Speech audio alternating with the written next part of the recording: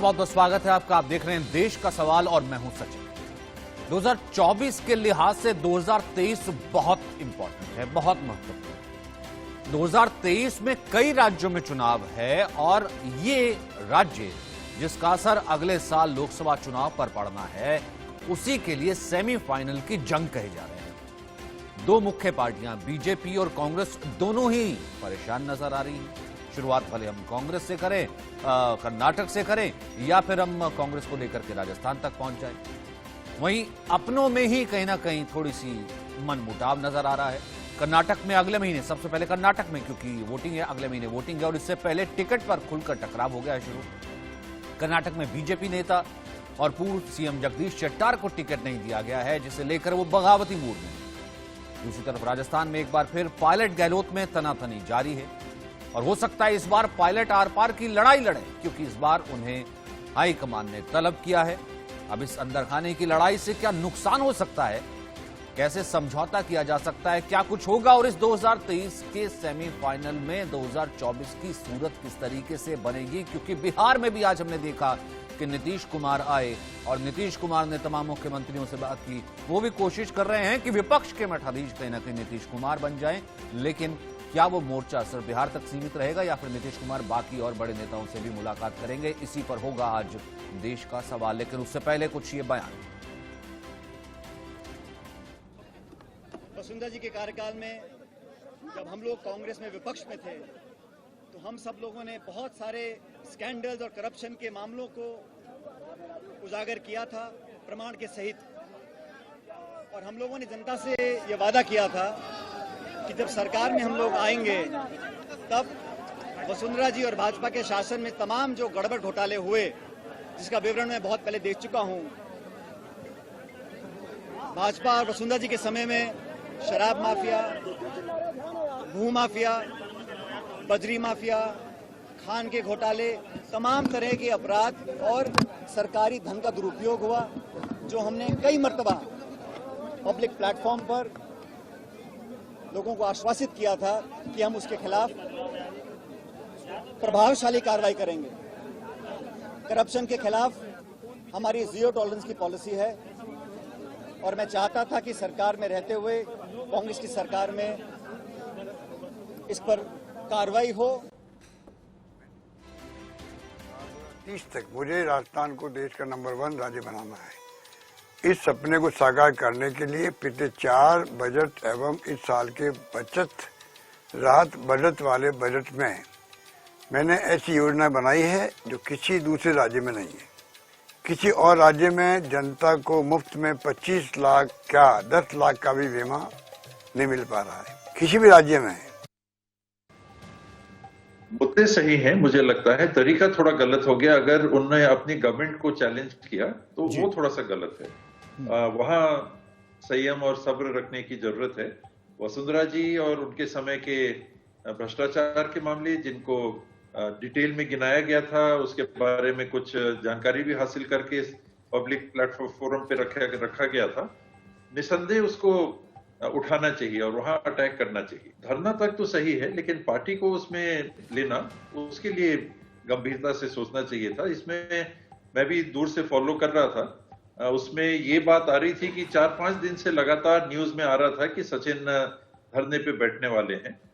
तो मुझे लगता है कि जो प्रभारी हमारे महामंत्री या प्रभारी के हैं, उनको उनसे उसी समय संपर्क करके जो कल रात को डायरेक्टिव निकला, वो निकल जाना था।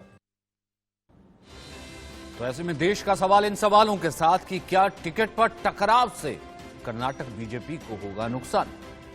दूसरा बड़ा सवाल, अगर कर्नाटक में बगावत हुई तो बीजेपी क्या करेगी। तीसरा रुख राजस्थान का, राजस्थान में पायलट गहलोत की लड़ाई क्या कांग्रेस को ले डूबेगी।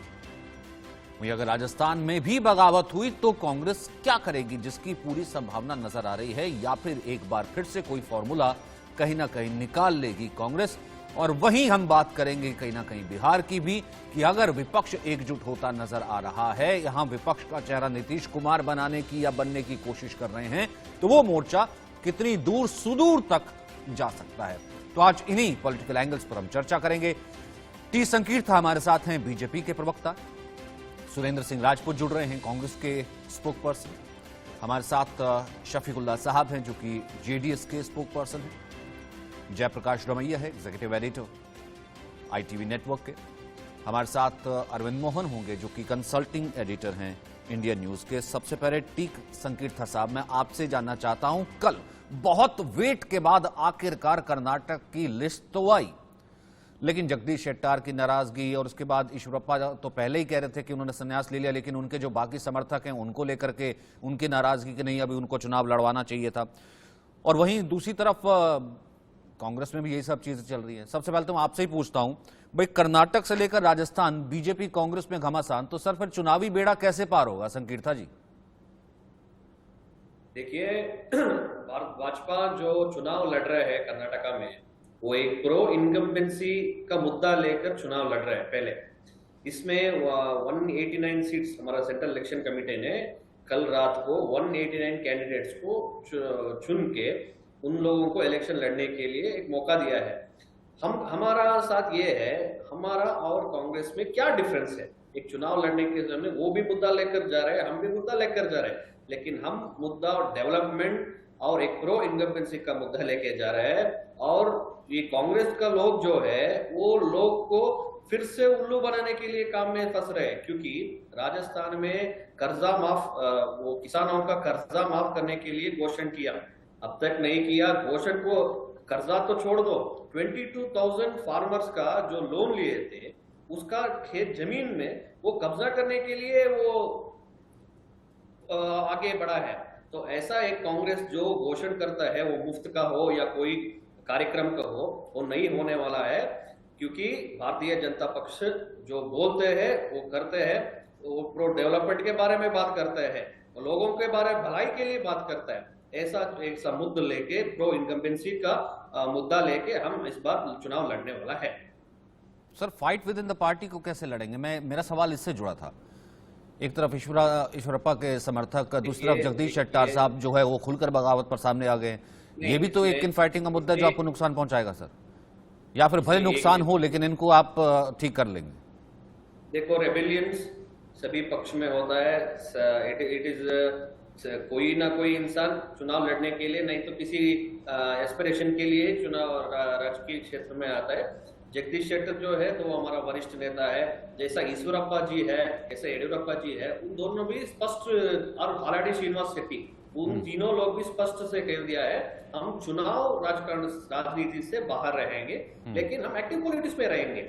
ऐसा ही होगा। वो चुनाव जगदीश शेट्टर का जो मुद्दा है वो हमारा वरिष्ठ नेता उसको कंक्लूड करेगा, क्या करना है क्या नहीं करना है, किसको चुनाव लड़ना है नहीं लड़ना है, वो करेंगे।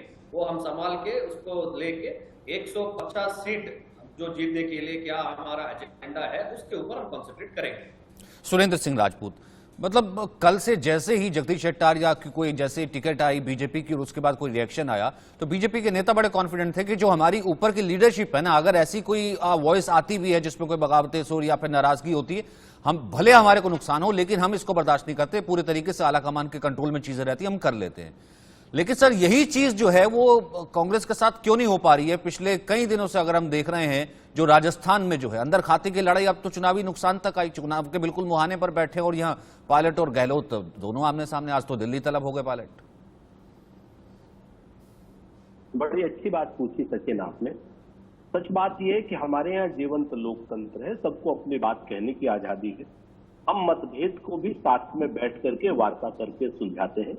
हम भारतीय जनता पार्टी की तरीके से नहीं है कि जहां पर एक डिक्टेटर या एक डिक्टेटोरियल एटीट्यूड का आदमी बैठे और वो कहे ये करना है तो करो, नहीं तो पार्टी के बाहर जाओ। हम इस तरीके के लोग नहीं है। हम सहमत हैं, हमारे अंदर मतभेद भी होते हैं और राजनीति में मतभेद एक स्वस्थ परंपरा होती है। हमारे मतभेद है, मनभेद नहीं है। हम पहले राजस्थान के बारे में आपने चूंकि पूछा, मैं भी कर्नाटक के बारे में कहेंगे तो आप कहेंगे राजस्थान, तो हमने राजस्थान के बारे में बिल्कुल निश्चित रूप से अशोक गहलोत साहब ने गजेंद्र सिंह शेखावत के सारे भ्रष्टाचार ओपन किया, सचिन पायलट वसुंधरा जी के सारे भ्रष्टाचार ओपन करेंगे।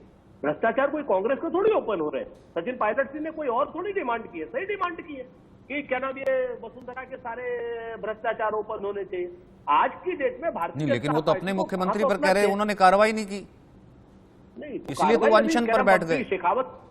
सुनिए ना, अभी बात तो सुनिए ना, फिर वही चीज है। अब उनका वो जो उनको बोलने दीजिए ना, जो भारतीय जनता पार्टी के प्रवक्ता, आप मूल रूप से इस चीज को देखिए। हम तो कहते हैं आधी कार्रवाई हुई, अब पूरी कार्रवाई भी हो जाएगी। वसुंधरा खिलाफ भी होंगे, बिल्कुल होंगे, नंबर 1। अब दूसरी तरफ आ जाइए आप कर्नाटक।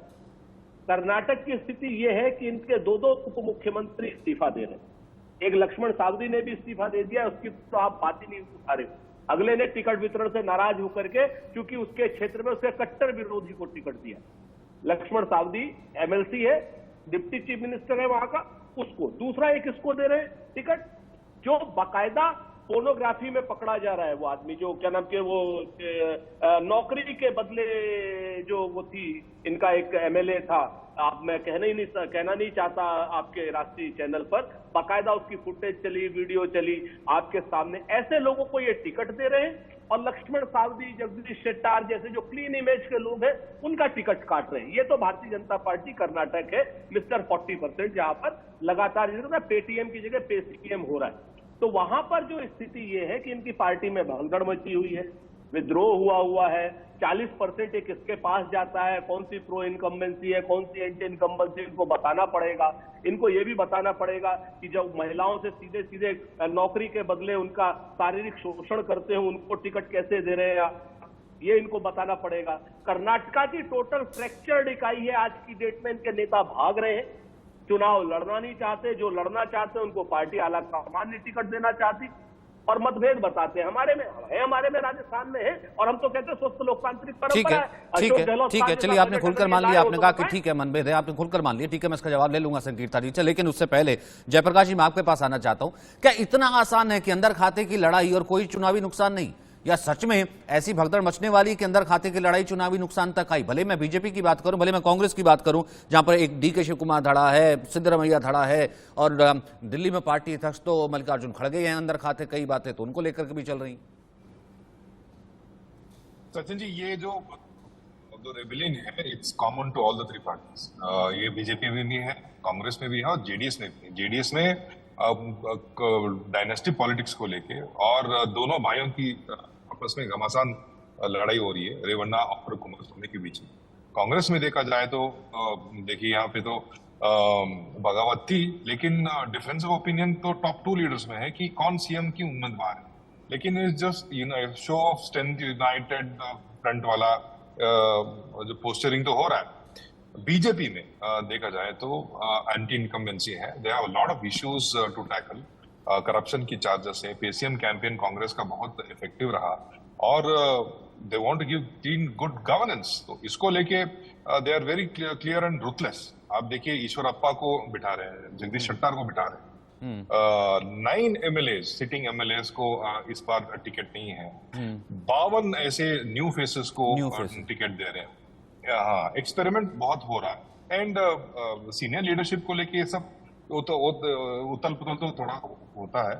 और जगदीश शेट्टर आज दिल्ली में है, हमारे सूत्रों के अनुसार उनको मनाया जाएगा। और 2024 की इलेक्शन है, बेलगाम का सीट है, पार्लियामेंट्री सीट है। They want to give that seat to him, और कंटेस्ट करके यूनियन बन सकते हैं कि फॉर्मर चीफ मिनिस्टर है। ये पॉलिटिक्स में इट्स इंपॉर्टेंट कि एस्पिरेशनल क्वेश्चन क्या है। देखिए, जगदीश शेट्टर 2010 में ही चीफ मिनिस्टर थे। उसके बाद में जब येडियुरप्पा जी सीएम बने 2019 में, एम्बैरासिंग था, लेकिन फिर भी इंडस्ट्रीज मिनिस्टर बन के येडियुरप्पा कैबिनेट में थे। जब मुंबई सीएम बने, तब ही ओनली ऑप्टेड आउट। कोई यहाँ पे रोड मैप नहीं है शेट्टर के लिए इस असेंबली इलेक्शन में। अगर फिर से बीजेपी आएगी तो बसवराज बोम्मई सीएम बनेंगे, गठबंधन बनेगा तो देखिए और क्या है। लेकिन कभी भी शेट्टर को यहाँ से road map, political road map नहीं। तो इसीलिए अलाकमान ये चाहता है कि यंग ब्लड को मौका दिया जाए। और ये तो सेफ सीट्स है, यहाँ पे तो आपको नेक्स्ट जनरेशन की लीडर्स तैयारी करनी है। 2024 की बात हो रही है, तो एक बीजेपी का एक रेजिमेंटल प्रोसेस ओरिएंटेड अप्रोच था। इसीलिए 3 दिन लगातार back to back marathon meetings हुए। उसके बाद में 189 सीट्स कल रात को डिक्लेयर हुए हैं।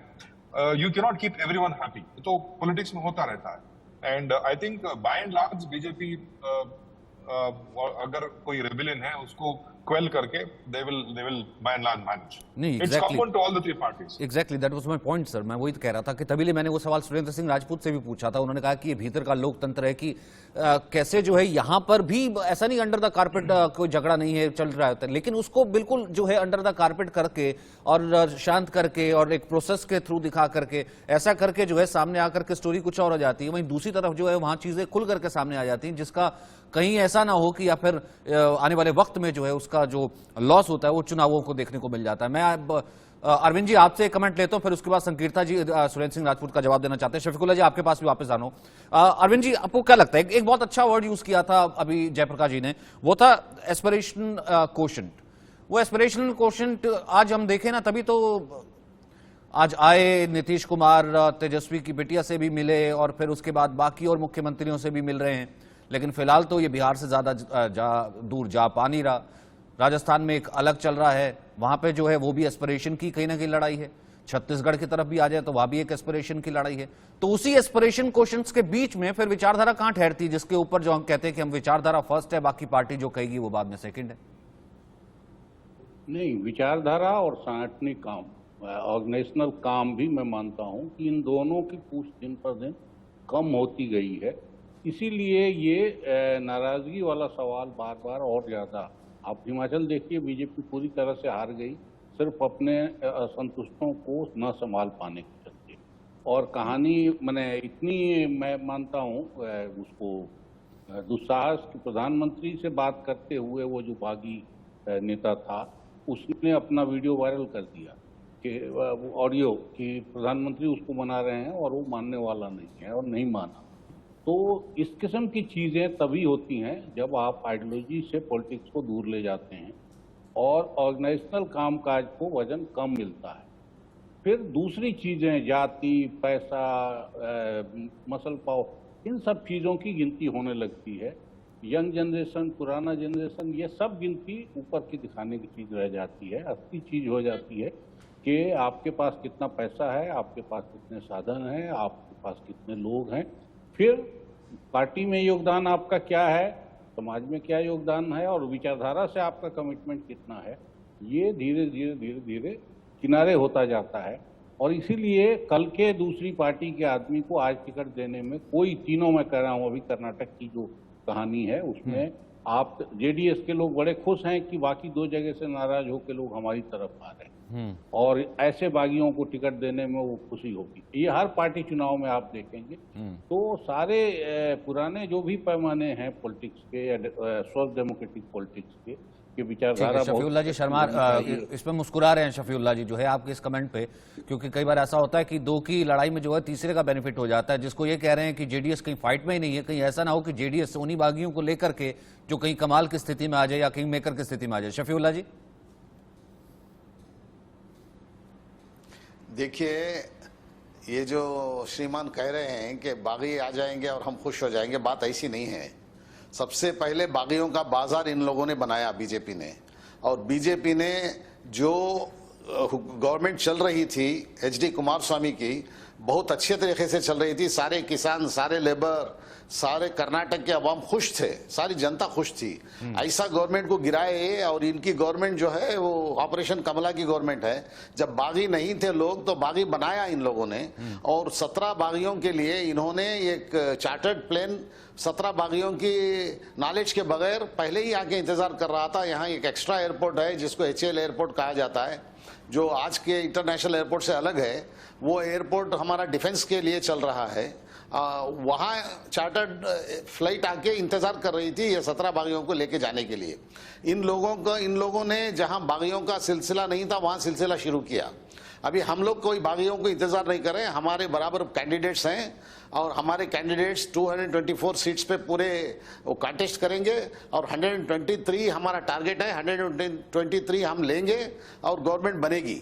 जैसा पिछले बार बनी थी श्री एचडी कुमारस्वामी की हुकूमत, वैसा ही गवर्नमेंट बनेगी। ठीक है, यहाँ से डिबेट ओपन होती है। मैं यहाँ से क्विक पॉइंट ले लेता हूँ। ठीक है शफीउल्लाह जी, सेकंड पॉइंट आपने जो बीजेपी की गवर्नमेंट नहीं जरा सुन लीजिए, ये थोड़ा चांस दीजिए। वो ये कि बीजेपी गवर्नमेंट है 40% बोल के बहुत फेमस हो गए। ईश्वरप्पा के एक खास कॉन्ट्रैक्टर ने आत्महत्या कर ली 40% नहीं दे सकने के लिए, और ये पूरी तरह से इनफेमस हो गए हैं। जितने लोगों को इन्होंने निकाला है सब 40% में बदनाम हो गए हैं। हुकूमत को गिराने में इन्हीं का हाथ है, और ये हुकूमत जो है फिर से वापस नहीं आएगी, बीजेपी की हुकूमत। ठीक है, ठीक है। टी संगीता जी जवाब दीजिए दोनों का, सुरेंद्र सिंह राजपूत का भी और शफीउल्लाह का भी, जो सीधे तौर पर कह रहे हैं कि बागियों का बाजार तो आपने खोला। यहां पर आज आप कह रहे हैं कि सिर्फ डेवलपमेंट की राजनीति है, टिकट्स आपने जो है बागियों को जो है बाजार आपने खोला, कैसे जेडीएस की गवर्नमेंट को टॉपल किया। और दूसरा, आपके भीतर भी बहुत कुछ होता है, आप दिखाते नहीं है, ऊपर कहते हैं कि सब कुछ ठीक है, जो कि सुरेंद्र सिंह राजपूत कह रहे थे। असल में वो अपनी पार्टी के आंतरिक लोकतंत्र राजस्थान की बात कर रहे थे। दोनों का जवाब दीजिए। नहीं, आपका आवाज नहीं आ रहा था मेरे को। अब आ रहा है? हेलो संगीता जी, अभी फिर से रिपीट करेंगे। मैं कह रहा था कि एक तरफ तो जेडीएस ये सफीउल्लाह से कह रहे हैं कि बागियों का बाजार तो आपने खोला ना, आप कह रहे हैं कि हम तो डेवलपमेंट की पॉलिटिक्स करते हैं। असल में एंटी इनकम्बेंसी से आप लड़ रहे हैं, सरकार तो यहाँ जेडीएस की थी, हम बागियों का इंतजार नहीं कर रहे हैं। और दूसरा ये, आपके भीतर सब कुछ होता है, आप दिखाते हैं कि कुछ नहीं हो रहा है, कि देखिए सब कुछ जो लड़ाई है वो कांग्रेस में ही है, और कांग्रेस वो कह रही है कि सब कुछ हो रहा है, खुले में हो रहा है, आंतरिक लोकतंत्र है, सब बोल रहे हैं, कर लेंगे सॉल्व। देखिए, पहला चीज मैं बोलना चाह रहा हूं, वो अपवित्र जो मैत्री सरकार थे, गठबंधन की सरकार थे कर्नाटका में, वो ताज वेस्ट एंड की सरकार थे, किसी आम आदमी का सरकार नहीं थे। उसका लोकप्रिय जो उसको कहते हैं, सम्मान्य कुमार स्वामी ने ताज वेस्ट एंड होटल में बैठकर वो सरकार चला रहा था। ऐसा सरकार नहीं जाता है वो, उसका कांग्रेस के लोग ही, जो 17 लोग आए, उसका स्टेटमेंट आप देख सकते हैं, क्या बोला, हमको सीएम नहीं मिल रहा है, एक साधारण ऑफिसर का ट्रांसफर हम नहीं करवा रहे हैं, ऐसा अब जनप्रिय नहीं थे, उसके लिए वो सरकार गिराया। वो एक चीज है। और दोनों विपक्ष पे बोल रहे हैं 40% का सरकार, 40% का सरकार। मैं एक सवाल पूछना चाह रहा हूँ डायरेक्ट, वो दोनों एक रेस्पॉन्सिबल ऑपोजिशन हो तो क्यों लोकायुक्त था, नहीं तो कोर्ट था, नहीं तो कोई ना एक प्राइवेट कंप्लेंट अब तक क्यों नहीं उन लोगों को 40% के बारे में फाइल नहीं करवाया? क्यों है? क्योंकि उसके पास कोई एविडेंस नहीं है, कोई प्रूफ नहीं है, ये सिर्फ लोगों को फूल करने के लिए, लोगों का डिवाइड करने के लिए ये सब करवा रहे हैं, क्योंकि उसके पास कोई उसका एविडेंस या प्रूफ नहीं है उसके खिलाफ। दूसरा चीज, हमारा वो कह रहे हैं कि इंटरनल डेमोक्रेसी कॉन्ट्रैक्टर ने जान गंवा दी, आप कह रहे हैं प्रूफ नहीं है। देखिए साहब, मैंने आपका नहीं आया, टीवी में बैठ के प्रूफ नहीं है कहना आसान है, लेकिन एक आदमी जान नहीं दे देता प्रूफ नहीं है तो। मैं वही है, मैं अभी तक मैं पूछ रहा हूँ, आप है ना, एक पेज का प्रूफ है अभी तक आपके पास 40% का, दे दो, लोकायुक्त में कंप्लेंट फाइल करो, नहीं तो एक प्राइवेट कंप्लेंट फाइल करो, कोर्ट में जाओ। आपके आदमी के पास है ना, आपके आदमी ने ही प्रूफ दिया है ना, कोई जान दे देता है क्या झूठी बात को? It is you don't have any proof and kindly don't talk, have some debate manners, I have not interrupted you in between। दूसरा चीज है, मैं जो कह रहा हूँ, पक्षर का हमारा इंटरनल डेमोक्रेसी में एक प्रोसीजर होता है, हर एक क्षेत्र के लिए 3 आदमी कार्यकर्ता ऑप्ट कर सकते हैं, एक क्षेत्र के लिए, एक मत क्षेत्र के लिए 3 लोग का नाम वो प्रस्ताव कर सकते हैं। ऐसा हमारा आंतरिक प्रजाप्रभुत्व में है। ऐसा ही प्रोसीजर से वो कोर कमेटी में जाके, कोर कमेटी से स्टेट कमेटी में जाके, सेंट्रल इलेक्शन कमेटी में जाके वो खुद डिसाइड करके हमारा 189 कैंडिडेट्स को अनाउंस किया है। और दूसरा चीज, हमारा जयप्रकाश जी ने बता रहा था, इंस्पिरेशनल क्वेश्चन जो है, सभी एस्पिरेशनल क्वेश्चन जो है, सभी कुछ ना कुछ एस्पिरेशंस के लिए राजनीतिक क्षेत्र में आता है, वो ठीक है, लेकिन हमारा वरिष्ठ नेता सर, मैं उसी एस्पिरेशन से तो ये बाकी भी डर रहे हैं ना, कि वो उसी एस्पिरेशन से बाकी भी डर रहे हैं ना, कि आए तो ठीक, नहीं आए तो ऑपरेशन लोटस। सर वो उसी के लिए तो डर रहे हैं ना, वो साथ वाले शफीउल्लाह जी, आए तो ठीक, नहीं आए तो चार्टर्ड प्लेन, वो इसलिए तो चार्टर्ड प्लेन ले आते हैं बीच में बार बार उस एयरपोर्ट का। ठीक है जयप्रकाश जी, अभी से शुरू हो गया यहाँ पर इस तरह की सुबुगाहट और इस तरह की बातें कि आए तो ठीक, नहीं आए तो ऑपरेशन लोटस। नहीं, ये तो बिटरनेस तो होता रहता है, लेकिन क्या है, जब Bhajpa emerge as the single largest party, इनको ऑन रिकॉर्ड में बोल लेता हूँ, कभी भी उनको बहुमत नहीं। 2000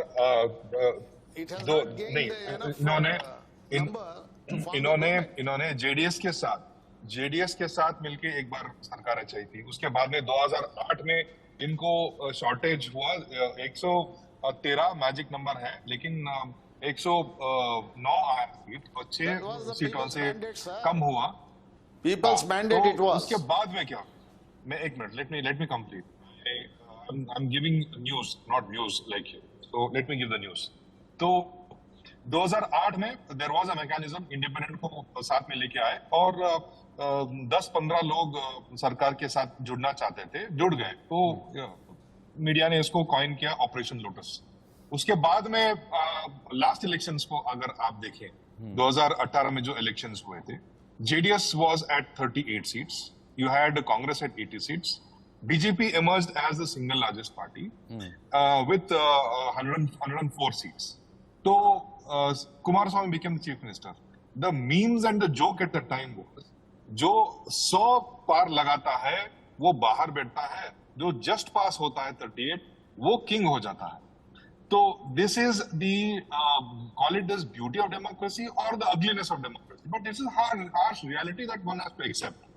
तो रिजॉर्ट पॉलिटिक्स जो यहाँ से शुरू हुआ है जी, कर्नाटक के लोगों ने बहुत देखा है। पिछले 15 साल में इतने थक गए हैं कि इनको चाहिए एक सरकार जो स्टेबल सरकार आए यहाँ पे, और 5 ठीक है, वो साल कौन दे without सकता है, any बिल्कुल blackmail एग्जैक्टली। politics, या फिर वही जो है without any अगर यहाँ पर blackmail हंग आता है तो, politics, क्योंकि government जयप्रकाश जी आप हमारे साथ development- इसी वक्त के लिए थे, इसलिए बहुत बहुत शुक्रिया आपका जुड़ने के लिए। सुरेंद्र सिंह राजपूत, फिलहाल की अगर मैं फाइट देखूं, ठीक है मैं अभी राजस्थान पे नहीं जाता हूं कि यहाँ पर क्या होने वाला है, कि अगर मैं सिर्फ कर्नाटक पे अभी फिलहाल के लिए रहूं, तो यहाँ पर आपको क्या लग रहा है कि जो मेन फाइट जो है फिलहाल जिस तरीके के जो है टिकट वितरण हुआ है और जिस तरीके से सबसे पहले जो है कांग्रेस ने आकर के अपनी टिकट जो है वो अनाउंस की, कांग्रेस वर्सेस बीजेपी जो है ये फुल फाइट है, या फिर जेडीएस भी आपको कहीं ना कहीं किंग मेकर या फिर किसी एक थर्ड फ्रंट के रूप में नजर आ रही है? सचिन भाई देखिए, हम तो एक ही नारा लगा रहे हैं कि क्यों टक्कर में कोई नहीं है, टक्कर कोई टक्कर में नहीं है। जिस तरीके से हमारा कांग्रेस पार्टी का जो घोषणाएं हैं, कांग्रेस पार्टी की जो बातें हैं, कांग्रेस पार्टी की जो हमने अपना घोषणा पत्र दिया है, वहां पर सभी लोगों को, चाहे वो महिलाओं को, चाहे वो छात्रों को हो, चाहे वो नौजवानों को हो, तो लोग लगातार हमारे प्रॉमिसेस पे भरोसा कर रहे हैं, क्योंकि हम लिखित में प्रॉमिसेस दे रहे हैं। और दूसरी तरफ भारतीय जनता पार्टी का कुशासन पिछले 4 साल का दिखाई दिया। पहले तो ये लोग लोकतंत्र का अपहरण करके सरकार बनाते हैं और उसके बाद बताते हैं कि नहीं साहब फलाने ने ऐसा किया। अरे भाई, हमने नंबर जुटाए, चाहे एचडी कुमारस्वामी के साथ समझौता किया, हमारे नंबर थे। आपने हमारे 17 लोगों को तोड़ा, अनैतिक तरीके से तोड़ा। 2/3 मेजोरिटी आप लोगों ने नहीं तोड़ी। आपने उसके बाद उनको गलत तरीके से इस्तीफा दिला करके आपने लोकतंत्र का मजाक बनाया, लोकतंत्र का चीरहरण किया। उसके बाद आपने सुशासन नहीं दिया, कुशासन दिया। 40% आप पूछते हो प्रूफ, इससे बड़ा प्रूफ क्या होगा कि कोई एक आदमी इस्तीफा नहीं दे रहा है, कोई एक आदमी हट नहीं रहा है, वो एक आदमी आत्महत्या कर ले रहा है कि साहब मैं अब इतने ज्यादा कमीशन नहीं दे सकता हूं, मैं आत्महत्या कर रहा हूं। उससे बड़ा अगर आपको प्रूफ चाहिए तो मेरे ख्याल से आपको उसी आदमी से ऊपर जाके लेना पड़ेगा। ईश्वरप्पा जी से बोल दीजिए, किसी से बोल दीजिए, जो भी चाहे वहां से प्रूफ ले ले। हम तो जब सरकार में आएंगे तब प्रूफ खोज के निकालेंगे, चिंता मत कीजिए। हाँ, कर्नाटका के बेटरमेंट के लिए अमित शाह जी आते हैं, वहां पर एक अमूल वर्सेस नंदिनी का पैकेज चला देते हैं, आपस में लड़ाने का काम करते हैं। वहां पर क्या नाम, ये एकनाथ शिंदे और देवेंद्र फडणवीस की सरकार आती है। आप बताइए ना, कर्नाटका के उन गांवों में, मैं मिस्टर भाजपा के प्रवक्ता से पूछता हूं कि कर्नाटका के 112 गांवों में जो महाराष्ट्र की योजना आई है, उसके आप समर्थन में हैं या विरोध में? क्योंकि भाजपा की सरकार है महाराष्ट्र में, उन्होंने जो सैकड़ों करोड़ रुपया उन गांवों में लगाने की कोशिश करी है, क्या आप उनके समर्थन में हैं? क्या आप कन्नड़ प्राइड को खत्म कर देंगे? क्या आप कल की डेट में आप कन्नड़ा वाले लोग जो है महाराष्ट्र में लगाएंगे या केरल में लगाएंगे जाकर के? किस तरीके का जो संघीय ढांचे को आप नष्ट करने की बात कर रहे हैं, देश के संविधान को नष्ट करने की बात कर रहे हैं, ये सारा चुनाव उनके मुखालिफ है, उनके खिलाफ होगा। आप बताएं ना भारतीय जनता पार्टी कर्नाटका के लोग कि क्या नाम, वो जो 112 गांव हैं जो महाराष्ट्र के बॉर्डर पर लगते हैं, वो महाराष्ट्र के मानते हैं आप या कर्नाटक के मानते हैं, जिसमें महाराष्ट्र की सरकार इस समय योजनाएं दे रही है? आप इस चीज के बारे में पॉइंट स्पेसिफिक बताइए जनता को, नंदनी के बारे में और अमूल के बारे में बताइए जनता ठीक को। है, ठीक आप है, बताइए जनता मैं इन को दोनों कि पॉइंट्स सारी पर, चीजें क्या। ठीक है, ये जो 2 पॉइंट संकीर्ता जी, इसका जवाब दीजिए। फिर कहाँ जाता है कर्नाटक प्राइड, फिर कहाँ जाता है वो जो है महाराष्ट्र सरकार का उधर इन्वेस्टमेंट, वो जो गांव में जो है वो पैसा लगाया जा रहा है, फिर कहाँ जाता है कर्नाटक प्राइड नंदिनी वर्सेस अमूल, तो कितने दिन से चल ही रहा है। बेलगांव और महाराष्ट्र का जो बॉर्डर का इश्यू चल रहा है, वो 838 विलेजेस जो कर्नाटका के बॉर्डर में आता है, 1 इंच का भी धरती हम महाराष्ट्र को छोड़ने वाला नहीं है जो कर्नाटका का है। हमारा उसके बारे में क्लियर है, हम उसके बारे में डिविएट नहीं हुआ है। ये कांग्रेस का एक षड्यंत्र है। दूसरा, अमूल और नंदिनी का बारे में बोल रहे हैं। हमारा कर्नाटका का इंडिजीनियस जो ब्रांड है Nandini, it is going elsewhere, दूसरा स्टेट में भी बिक रहा है, दूसरा स्टेट में भी जा रहा है। We are not only limited to Karnataka. और 25% ईयर ऑन ईयर। अरे हमारे बैंक्स को आपने विलीन करके हमारा बैंक्स पूरा खत्म कर दिया। 25% हमने हमारा बैंक ऑफ मैसूर खत्म कर दिया, कॉर्पोरेशन बैंक खत्म कर दिया, हमारे सारी बैंक्स खत्म कर दिया आप लोगों ने। जो कुमारस्वामी हमारा नंदिनी खत्म करने के लिए आए हैं, कांग्रेस गवर्नमेंट में भी नहीं था, वो है। और एक चीज मैं प्रैक्टिकल बोल देता हूँ, अमूल नंदिनी के लिए कंपटीशन नहीं है, क्योंकि नंदिनी का 1 लीटर का दूध चलता है 39 रुपीज में और अमूल का आता है 54 रुपीज में। This is the big competition gap. कितना भी चले कर्नाटक का है, कर्नाटक का रहेगा, उसको क्यों अमूल में विलीन करते हैं, क्यों गुजरात लेके जाना चाहते हैं। बीच में मत बोलिए, बीच में मत बोलिए। This is the difference between Nandini and Amul. So don't try to fool the people of Karnataka. allow me to rebut. नहीं बोल रहे कि प्लीज डोंट मिसगाइड अस। जो फैक्ट्स है उसके बारे में बात कीजिए। 25% का डेवलपमेंट किसने दिखाया और प्राइसिंग का। अरे फैक्ट्स ये है कि हमारा बैंक सबने विलीन कर दिया, कर्नाटक का बैंक पूरा खत्म कर दिया। अभी कर्नाटक का डेयरी सिस्टम खत्म करने के लिए आए हैं, सब गुजरात लेके जाना चाहते हैं। सारी जनता जानती है, आप लोगों को करने नहीं देगी। इस इलेक्शन में वो सबक सिखाएगी आप लोगों को। कोई एविडेंस नहीं है अब तक। एक रिस्पॉन्सिबल ऑपोजिशन होकर एक भी कंप्लेंट सरकार का खिलाफ आपने फाइल नहीं किया है। This is the fact. There is no complaints regarding the government. आपका जो एसीबी आपने खुद आपका वेंडेटा के लिए बनाया, आपका जो स्कैम्स बंद करने के लिए एसीबी आपने शुरू किया, हमने उसको कोर्ट ऑर्डर लेकर हटाकर लोकायुक्त को समर्थन का काम देने के लिए उसको हम आगे बढ़ाया है। ये है हमारा कमिटमेंट। और लोकायुक्त में अगर आप लोकायुक्त सिद्धरामैया और कांग्रेस सरकार की कंपनियां बेच रहे हैं और कर्नाटक की कंपनियां बेचने के लिए आए हैं, और कर्नाटक की कंपनियां बेचने से कर्नाटक होता है, सारे कर्नाटक की जनता जानती है और आपको ये करने नहीं देगी जनता। सर देखो मैं बात कर देता हूँ पूरा, आप उसके बाद आप बात कीजिए।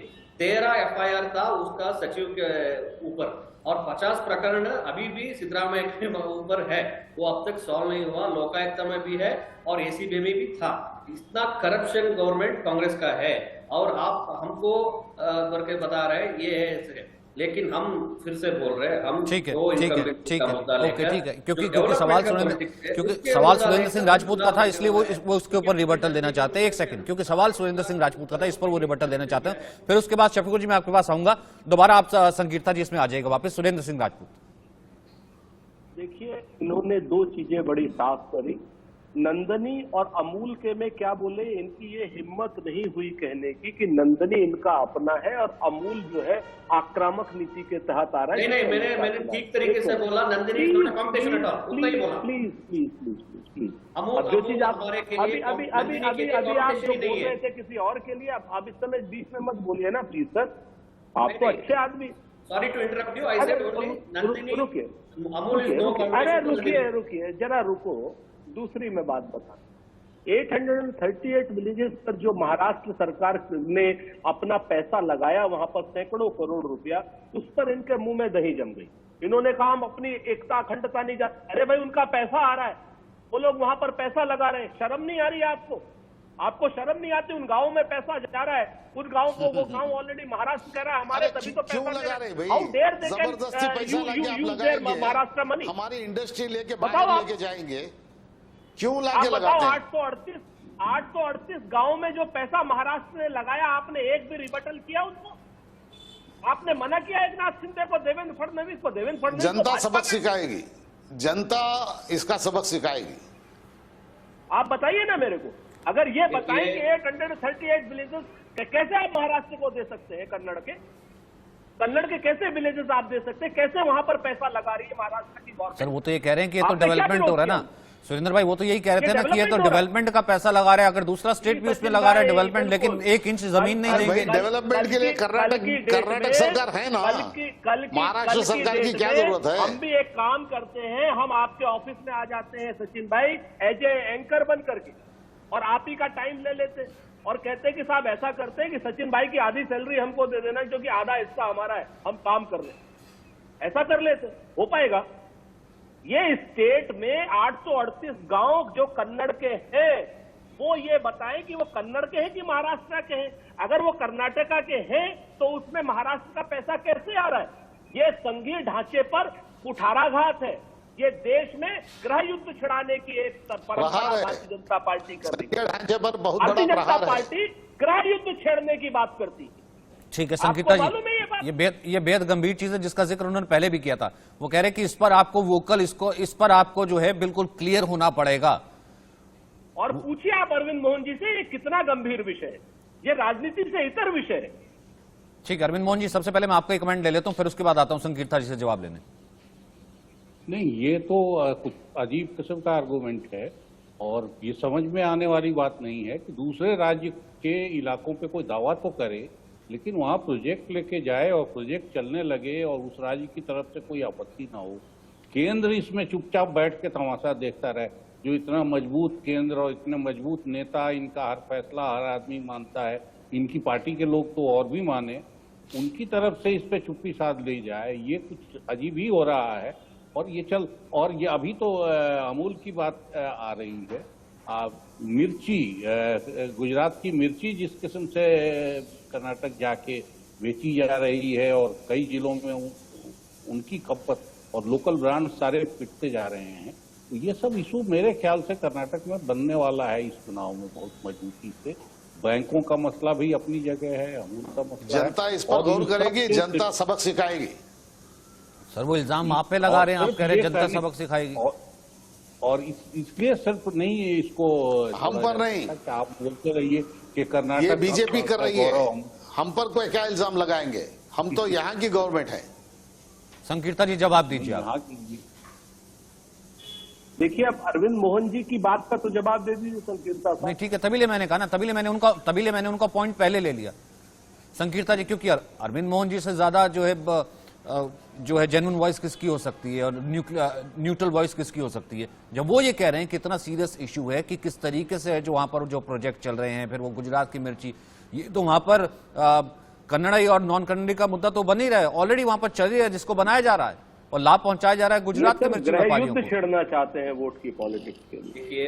देखिए तो महाराष्ट्र और कर्नाटका का जो बॉर्डर इशू है, हमने उसको तीव्र कठिन शब्दों से और कठिन रूप से विरोध किया है। एक चीज है, उसका जो सचिव हम महाराष्ट्र के लिए बेलगाम आने वाले थे, हमने उसको रोककर पत्र में लिखा कि ये 838 जो विलेजेस है वो कर्नाटका का है, उसमें बहुत स्पष्ट रूप से कह चुका है। मैं कांग्रेस को ये पूछना चाहता हूँ, वो 2013 से 2018 तक वो सत्ता में था, कई एक कन्नड़ा पर नहीं, लेकिन वो अगर कर्नाटका का है तो महाराष्ट्र के प्रोजेक्ट, वो कह रहे हैं महाराष्ट्र के प्रोजेक्ट वहां क्या कर रहे हैं? वापस किया हमने अजीब बात कर रहे हैं आप, कन्नड़ा से पूछ रहे हैं सरकार प्रो आपकी कन्नड़ा एक्टिविस्ट जो है उसका प्रो कन्नड़ा जो एक्टिविस्ट है महाराष्ट्र का पैसा कैसे आ रहा है? वापस किया है। आप गृह युद्ध आप छुड़वाना चाहते हैं 2013 से 18 तक एक भी आप देश में गृह युद्ध छुड़वाना चाहते हैं, हमने तो नहीं गृह युद्ध छुड़वाने की बात आपने करी।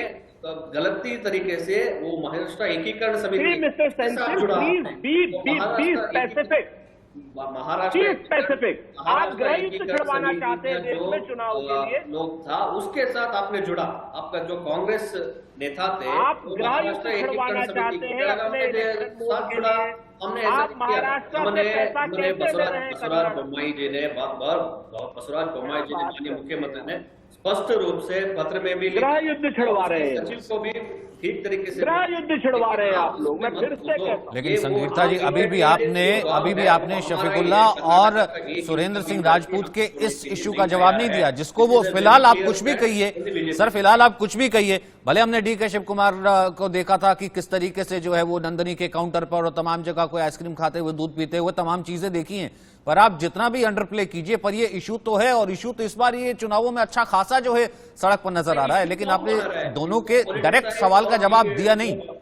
इसको डिविएट और पॉलिटिसाइज कर रहे हैं कांग्रेस के लोग। हम कह रहे हैं अरे हम तो पॉलिटिसाइज करेंगे। बीजेपी कर्नाटक को गुजरात बनाने का अपना एजेंडा रखती है और हमारे बैंक्स को खत्म कर दिया, हमारे डेयरी फार्म को खत्म करने पे लगी हुई है और हमारे इंडस्ट्री को खत्म करेगी और जनता जरूर सबक सिखाएगी बीजेपी को। ये दोनों एक कंपैरिजन में नहीं हो सकते थे, क्योंकि नंदिनी का जो मिल्क का प्राइस है वो 39 रुपीस में जा रहा है, अमूल का जो मिल्क का प्राइस है 54 रुपीस जा रहा है।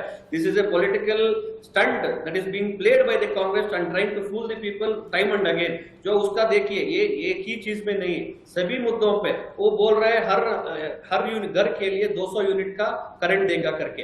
200 यूनिट माने 1200 रुपए होता है हर घर के लिए। एक पूरा हमारा जो सरप्लस बजट होता है इलेक्ट्रिकल का वो 9000 करोड़ है। उनका वो जो स्कीम लाने के लिए हमको 25,000 करोड़ का हर साल हमको एक्स्ट्रा पे करना पड़ता है। ये बर्डन होता है, किसका ऊपर डालेगा? जैसा वो हिमाचल प्रदेश नहीं तो इसमें किया, वो डीजल पे ऊपर सेस लगाएगा, वो उसका बड़ा हमको इंसान को ही होगा। ये जो प्री पोल प्रॉमिसेस है कांग्रेस वो नहीं करने वाला है। This is all political gimmick from the Congress. Surendra ji मुस्कुरा रहे हैं, वो कह रहे हैं उनको जवाब अब तक नहीं मिला। आप साहब देखो सचिन भाई, मैं राजनीति से इतर कुछ चीजें होती हैं, भारत पाकिस्तान का मुद्दा हो, कर्नाटक महाराष्ट्र का मुद्दा हो, असम नागालैंड का मुद्दा हो, आप ये बताओ जहां जहां भाजपा रूल साहब सुनो आप एक मिनट आप सुनो, प्लीज सुनो आप राजनीति से अलग हट करके भी थोड़ा सुना करो, थोड़ा सा राजनीति से अलग भी, हमेशा वोट की पॉलिटिक्स मत करो, कंट्री का पॉलिटिक्स करो। आप लोग असम को नागालैंड से लड़वाते हैं, असम को मणिपुर से लड़वाते हैं, आप लोग ही महाराष्ट्र और कर्नाटक लड़वाते हैं। 5-5 लोगों की हत्याएं असम पुलिस कर देती है, क्या नाम वहां पर मणिपुर की सर अरुण मोहन सर बैठे हुए हैं। कभी ऐसा नहीं हुआ पूरे इतिहास में कि एक स्टेट की पुलिस ने दूसरे स्टेट के पुलिस को मारा हो। आज तक अगर कभी मारा हो तो मुझे बता दीजिए। ये खाली border issues Bharatiya Janata party ruled states में ही क्यों होते? क्योंकि आप लोग गृह युद्ध कराना चाहते हो। वोट पॉलिटिक्स में आप लोग महाराष्ट्र से कहते हो ये तुम्हारा है, कर्नाटक से कहते हो ये तुम्हारा है। 838 गांव में महाराष्ट्र कैसे अपना पैसा लगा सकता है, कोई बताएगा हमें? ये दोनों पक्ष का नहीं, ये हमारा कर्नाटक राज्य का इश्यू है। हम वही कर्नाटक राज्य का इश्यू है तो आपका मुंबई के अंडे सेक रहा है, जनप्रिय लोकतंत्र मुंबई के अंडे सेक रहे हैं, वहां पर क्या महाराष्ट्र से पैसा आ रहा है, देखिए महाराष्ट्र से पैसा आ रहा है। मुंबई की येदियुरप्पा जी अंडे सेक रहे हैं वहां पर बैठे हुए चुपचाप, पैसा लगने दे रहे हैं अपने स्टेट में।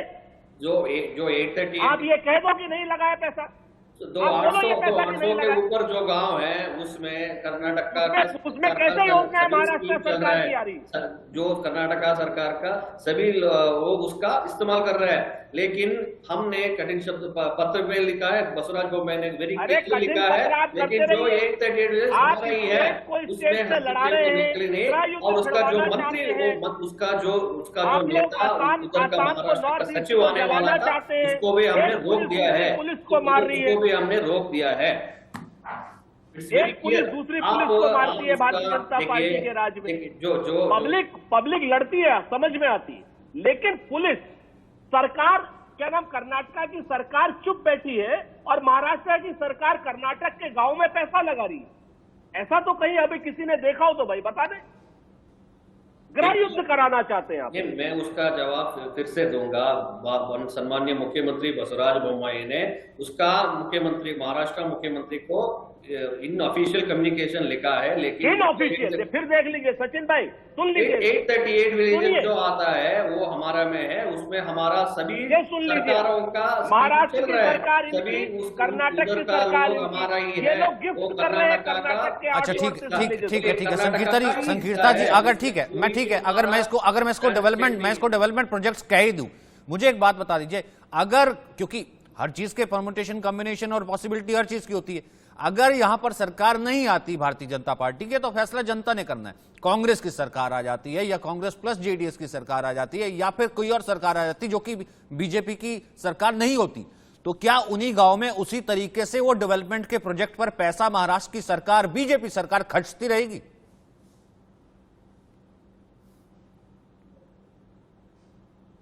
नहीं, देखिए, पहले मैं बोलना चाह रहा हूँ, हमारा अरे क्यों आप इनकी बहुमत का नौकरी सरकार आएगा, उसके बारे में कोई डाउट नहीं है। दूसरा चीज है, हमने वही रोका है उसको क्लियरली। इन्हें अरे कहाँ रोका है हुआ आपने? आज भी चल हमारा रहा है। ऑफिशियल कम्युनिकेशन भी हुआ है, और उससे पहले हमारा सर्व जो चाहो वो किसान सम्मान हो, नहीं तो मुख्यमंत्री जल जीवन मिशन का स्कीम हो, सभी गांव में चल चुका है। वो उसके बारे में बात कीजिए आप। आपका गांव, आपका जो पूरा 70 इयर्स का जो गवर्नेंस था, उसमें आप सिर्फ 10 लाख घर के लिए अब ये मुगल काल में आ जाए। स्कीम में चल रहा था। हम टीपू सुल्तान पर बोलने लगे। बोलो टीपू सुल्तान पर जल बोलो। जीवन मिशन लेके हैदर गए अली पर हैं, बोलो। और रैतर विद्या निधि के ऊपर अरे जो टीपू किसानों सुल्तान का- पे आ जाओ किसानों यार। का बच्चा आप लोग है, हिंदू मुसलमान आपको कर रहे स्कॉलरशिप देने हैं। का आप स्कीम कर्नाटक वो गाँव में भी महाराष्ट्र है, के बीच के गाँव की बात जबान नहीं है भी आपकी। है। ये चीज 70 ये years। सारी स्कीम उन गाँव में भी है, क्योंकि वो हमारा कर्नाटक का हिस्सा है। 1 इंच का धरती ठीक भी हमने ठीक छोड़ने के ठीक लिए नहीं ठीक तैयार लास्ट है। कमेंट This is नहीं, our ठीक है। ये stand। तो अब कांग्रेस का ये stand चीज क्या तो है उसके ऊपर? क्योंकि यहाँ पर रणभेरी जो है वो खुली हुई है और ये डिबेट तो चलती ही रहेगी, लेकिन लास्ट में चलते हुए अरविंद मोहन जी, एक लास्ट कमेंट। अब मैं अगर ओवरऑल इसे देखने की कोशिश करूं, अब इसे अगर हम सेमीफाइनल कहें कि दक्षिण से कमल खिलाने की कोशिश कहें, या फिर कांग्रेस भी जो है, कांग्रेस कर्नाटक से अपने आप में एक नई जान फूंकने की कोशिश करने से लेकर के राजस्थान आ जाए, जहां पर कांग्रेस की तरफ से ही बयान आ रहा है कि हम यहाँ इससे दूसरा पंजाब नहीं बनने देंगे। हम देख रहे हैं सचिन पायलट ने किस तरीके से बयान दे दिए हैं। वहां की जो है रेबल कांग्रेस देख लें या छत्तीसगढ़ में देख लें, तो कैसे ये कौन सा सेमीफाइनल क्या तस्वीर दिखाएगा? नहीं, सेमीफाइनल तो है ही और दिख ही रहा है।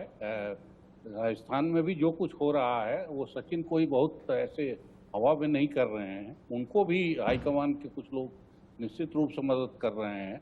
हमने सिद्धू को देखा पंजाब में, जो पंजाब का दोहराने की बात हो रही है, सिद्धू को कोई सपोर्ट नहीं था। कैसे सिद्धू को देख, अमरिंदर से नुकसान हो रहा था, लेकिन सिद्धू कहाँ से आ गए और सिद्धू ने क्या कमाल कर दिया पंजाब में, वो भी सबने देखा।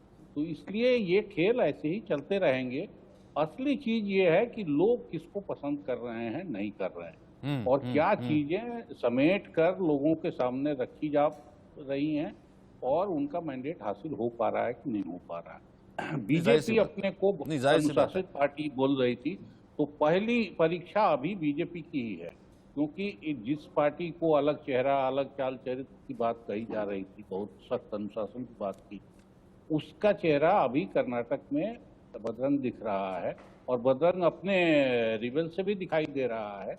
और दो सरकारों के दो बने महाराष्ट्र की मैं नहीं कह रहा हूँ, मैं गुजरात सरकार को भी शामिल कर रहा हूँ, क्योंकि गुजरात की चीज़ें अगर जाके कर्नाटक में वहाँ के नुकसान की स्थिति पैदा कर रही, तो ये किसके दबाव से हो रहा है, ये सवाल भी कर्नाटक में उठ रहा है। तो इसमें बीजेपी अभी परीक्षा पे है, उस मामले में अभी कांग्रेस, जाहिर सी बात है, तभी कहा जा रहा है ना, सबसे बड़ी परीक्षा तो अभी कहीं ना कहीं कर्नाटक है, और कर्नाटक का इम्पैक्ट जो है आने वाले वक्त में राजस्थान पर भी बहुत बड़ा पड़ेगा। चीजें पलट भी सकती हैं, और वही दूसरी तरफ आने वाले वक्त में एमपी पर भी। बहुत बहुत शुक्रिया आप सभी का मेरे साथ जुड़ने के लिए और इस नोबल डिबेट के लिए बहुत बहुत शुक्रिया।